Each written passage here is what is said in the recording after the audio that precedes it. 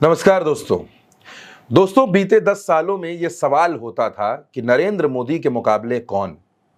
नरेंद्र मोदी को हरा पाना मुश्किल है, लेकिन 10 साल में तस्वीर कुछ ऐसी बदली कि अब लोग ये बात करने लगे कि नरेंद्र मोदी को हराया तो जा सकता है।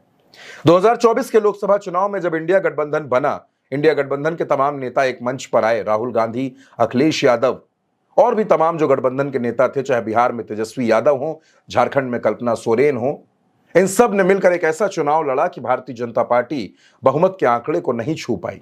आज जब बात होती है तो बात यह होती है कि राहुल और अखिलेश की जोड़ी मिलकर, हेमंत और तेजस्वी की जोड़ी मिलकर नरेंद्र मोदी और भारतीय जनता पार्टी को उत्तर प्रदेश, बिहार, झारखंड, इन तीनों राज्यों में चुनौती दे रही है।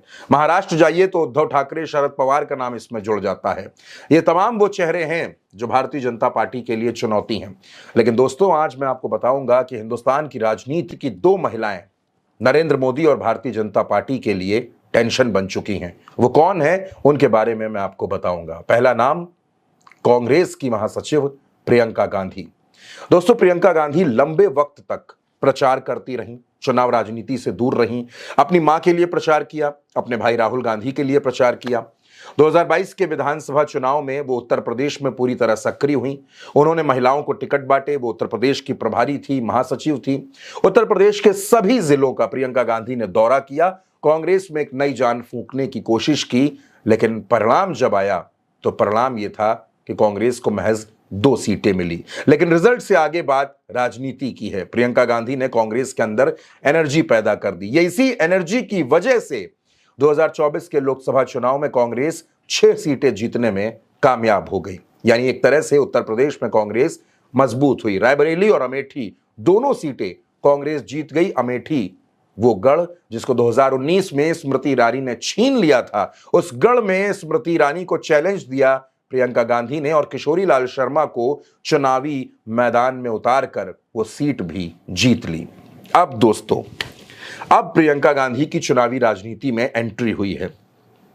17 साल की उम्र से प्रियंका गांधी ने चुनावी प्रचार शुरू किया था और 35 साल बाद देश की राजनीति को समझने के बाद, उसके मिजाज को जानने के बाद प्रियंका गांधी अपना पहला चुनाव लड़ रही हैं।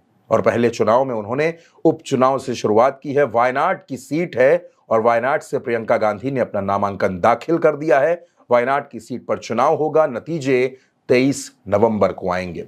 यानी दोस्तों, अगर प्रियंका गांधी वायनाड की सीट से चुनाव जीत गई तो राहुल गांधी के साथ सदन में बैठेंगी, लोकसभा में बैठेंगी और देश की राजनीति में यह पहली बार होगा जब सगे भाई बहन देश के संसद के किसी सदन में एक साथ होंगे। और आप अंदाजा लगा सकते हैं दोस्तों कि राहुल गांधी आपको अभी तक सदन में नरेंद्र मोदी और उनकी सरकार को घेरते हुए नजर आए। राहुल गांधी ने तमाम मुद्दे उठाए, सरकार बैकफुट पर आई, तमाम फैसलों में सरकार को पीछे हटना पड़ा। और प्रियंका गांधी का अंदाज राहुल गांधी से ज्यादा आक्रामक है। प्रियंका गांधी के तेवर ज्यादा आक्रामक हैं। प्रियंका गांधी की मुद्दों पर रिसर्च ज्यादा प्रभावी है।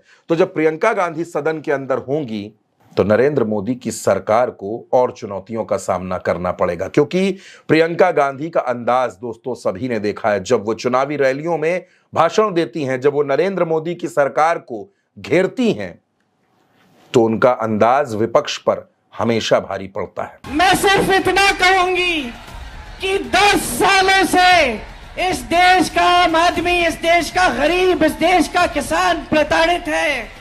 इस देश की पुकार थी, किसानों की पुकार थी कि हमारी आवाज सुनिए। मजदूरों की पुकार थी कि हमें राहत दीजिए। महिलाओं की पुकार थी कि हमारे साथ अत्याचार हो रहा है, हमें सुरक्षा दीजिए। इस देश की जन जन की पुकार थी कि आपकी सुनवाई हो। लेकिन नरेंद्र मोदी जी की सरकार में आपकी कोई सुनवाई नहीं हुई।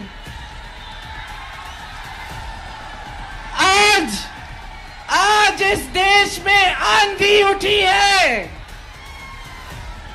इस देश की आवाज है, इस देश की पुकार है कि ये भाजपा की तानाशाही, भाजपा की जो सत्ता के लिए सब कुछ करने वाली सरकार को हटाया जाए। और एक नई चेतना से एक नई राजनीति देश में स्थापित हो। अब दोस्तों, प्रियंका गांधी जब सांसद बन जाएंगी तो जाहिर तौर पर अभी वो कांग्रेस में अलग अलग पदों पर थी, लेकिन पहली बार उनके पास एक ऐसा पद आएगा, एक सीट की जनता उनको चुनकर भेजेगी। अगर प्रियंका गांधी चुनाव जीतती हैं तो प्रियंका गांधी अपनी आवाज को सदन में उठाएंगी। अभी तक वो सड़क पर प्रदर्शन कर रही थी, आंदोलन कर रही थी, पुलिस से भिड़ रही थी, लोगों के हक के लिए धरने पर बैठ रही थी, पीड़ितों से मुलाकात कर रही थी, लेकिन अब प्रियंका गांधी लोकसभा में खड़े होकर सरकार की आंख में आंख डालकर सवाल पूछेंगी। और इसमें कोई दो राय नहीं दोस्तों कि आने वाले वक्त में प्रियंका गांधी भारतीय जनता पार्टी के लिए एक बड़ी चुनौती बनेगी। और कुछ ऐसी ही चुनौती झारखंड में बन गई है कल्पना सोरेन। जी हां दोस्तों, कल्पना सोरेन झारखंड की वो नेता है जिन्होंने महज 10 महीनों में जनवरी 2024 के पहले तक कल्पना सोरेन की पहचान सिर्फ इतनी सी थी कि वो हेमंत सोरेन की पत्नी है, शिबू सोरेन की बहू है, 2 बच्चों की मां है, रांची में अपना एक प्ले स्कूल चलाती हैं और झारखंड के सियासी परिवार से आती हैं। लेकिन इन 10 महीनों में कल्पना की पहचान बदल गई। इन 10 महीनों में उनकी पहचान एक संघर्षशील महिला की बनी, एक विधायक की बनी और पार्टी में जेएमएम में एक स्टार प्रचारक की बनी। आज जितनी रैलियां हेमंत सोरेन कर रहे हैं उससे लगभग दोगुनी रैलियां कल्पना सोरेन कर रही हैं। हेमंत सोरेन मुद्दों को उठाते हैं, अपनी योजनाओं का जिक्र करते हैं और कल्पना सोरेन भारतीय जनता पार्टी को बेनकाब करती हैं, उसके नेताओं पर हमला बोलती हैं और ये बताती हैं कि इस राज्य के लिए शिबू सोरेन ने क्या किया, हेमंत सोरेन ने क्या किया और हम लोग किस तरह से आपको आगे बढ़ा रहे हैं। वो कभी संथाली भाषा में बात करना शुरू कर देती हैं, कभी महिलाओं के गले लग जाती हैं, कभी बच्चों को गोद में उठा लेती हैं, लाखों लोगों की भीड़ को संबोधित करती हैं, कभी गाड़ी के बोनट पर चढ़ जाती हैं। और कल्पना सोरेन जब अपने भाषण देती हैं तो उनका एग्रेशन अलग लेवल का होता है। जब वो हमला बोलती हैं तो उनका आक्रामक अंदाज देखने वाला होता है। नहीं मिलेगी आपको नेता, लेकिन ये दोनों विपक्ष की नेता सत्ता की आंखों के लिए किरकिरी बनती जा रही हैं। दोस्तों, इस खबर पर आपकी जो भी राय हो, अपनी राय कमेंट बॉक्स में जरूर दीजिएगा और उल्टा चश्मा यूसी को सब्सक्राइब जरूर करिएगा।